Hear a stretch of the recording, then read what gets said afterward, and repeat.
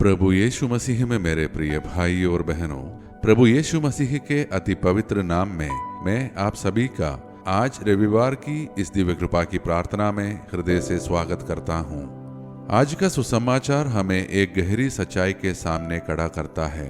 हम वेदी पर भेंट चढ़ाने जाते हैं, भजन गाते हैं, प्रार्थनाएं करते हैं, पर यीशु कहते हैं, यदि तेरा भाई तुझसे कुछ रखता है तो पहले जाकर मेल कर, फिर आकर भेंट चढ़ा।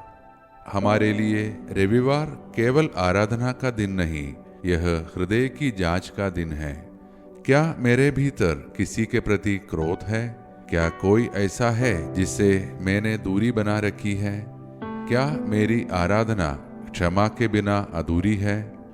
आज हम प्रभु से विनती करेंगे कि वह हमारे भीतर की कठोरता को पिघला दे, हमारे रिश्तों को चंगा करे और हमें सिखाए कि सच्ची आराधना मेल मिलाप से शुरू होती है। मैं उन सभी का हृदय से धन्यवाद करता हूँ जो नियमित रूप से इस दिव्य कृपा की प्रार्थना में भाग लेते हैं, अनुग्रह पाते हैं और इसे दूसरों के साथ साझा कर अनेक जीवनों में आशीष का कारण बनते हैं। प्रभु आप सभी को भरपूर आशीष दे।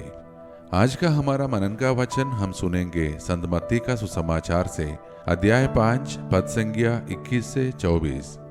यीशु कहते हैं, तू हत्या न करना, पर मैं तुमसे कहता हूँ कि जो कोई अपने भाई पर क्रोध करता है वह भी दोषी है।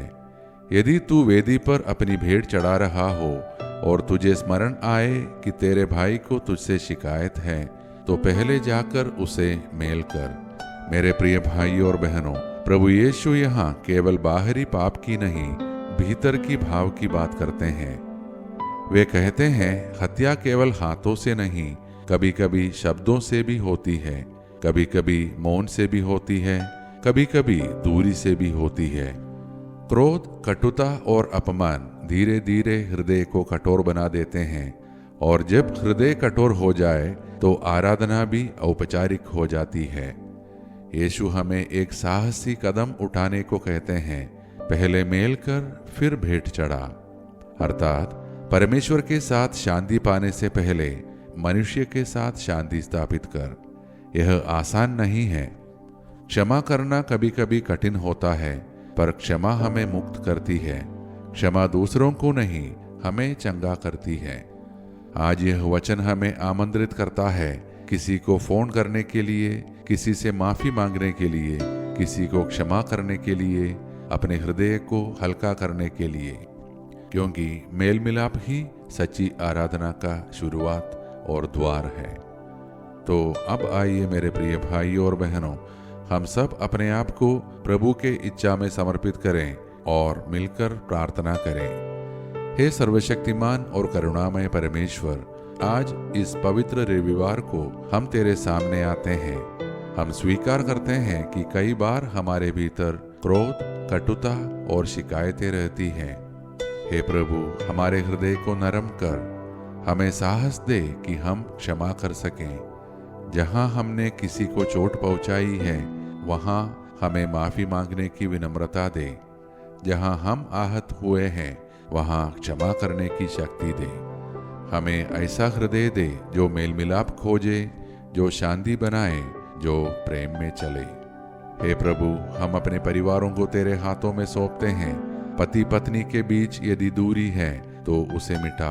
माता पिता और बच्चों के बीच यदि गलतफहमियां हैं तो उन्हें दूर कर। हमारे घरों को क्षमा और समझ से भर दे। हे प्रभु, हम उन सभी बच्चों के लिए प्रार्थना करते हैं जो बोर्ड परीक्षाओं की तैयारी कर रहे हैं। उनके मन से तनाव दूर कर, उन्हें एकाग्रता, स्मरण शक्ति और आत्मविश्वास प्रदान कर। उन्हें यह अनुभव करा कि तू उनके साथ है। हम बीमारों के लिए प्रार्थना करते हैं, उन्हें चंगाई प्रदान कर। हम बेरोजगारों के लिए प्रार्थना करते हैं, उनके लिए नए अवसर के द्वार खोल। हम आज जन्मदिन और विवाह वर्षगांठ मना रहे लोगों के लिए भी प्रार्थना करते हैं, उनके जीवन को प्रेम और आनंद से भर दे। हम उन सभी प्रार्थना निवेदनों को तेरे सामने लाते हैं जो हमसे किए गए हैं। यदि वे तेरी इच्छा के अनुसार हो तो उन्हें पूरा कर। हमें हर प्रकार के पाप, हर हानि और अचानक व असामान्य मृत्यु से सुरक्षित रख। हे प्रभु, हमारे देश और विश्व के शासकों, अधिकारियों और नेताओं को बुद्धि और करुणा दे। हमारे देश और विश्व में घृणा और विभाजन समाप्त हो और धार्मिक सद्भाव और शांति स्थापित हो। ये सारे प्रार्थनाएं और हमारे मन के अनकहे प्रार्थनाएं हम समर्पित करते हैं हमारे प्रभु और तेरे पुत्र यीशु मसीह के नाम पर, आमीन। मेरे प्रिय भाई और बहनों, यदि आज की यह प्रार्थना आपको किसी से मेल मिलाप करने के लिए प्रेरित करे तो इसे केवल सुनकर ना छोड़े, इसे जीवन में उतारे। कृपया इस प्रार्थना को अपने परिवार व मित्रों के साथ शेयर करें ताकि और भी लोग सच्ची आराधना का अर्थ समझ सके। हम सब कल की दिव्य कृपा की प्रार्थना में फिर एक साथ मिलेंगे। तब तक प्रभु हमको और हमारे परिवार को अपने प्रेम और शांति में सुरक्षित रखे। धन्यवाद के साथ स्तुति गाऊंगा, हे यीशु मेरे खुदा, उपकार तेरे हैं बेशुमार, कोटि कोटि स्तुति धन्यवाद, कोटि कोटि स्तुति धन्यवाद, कोटि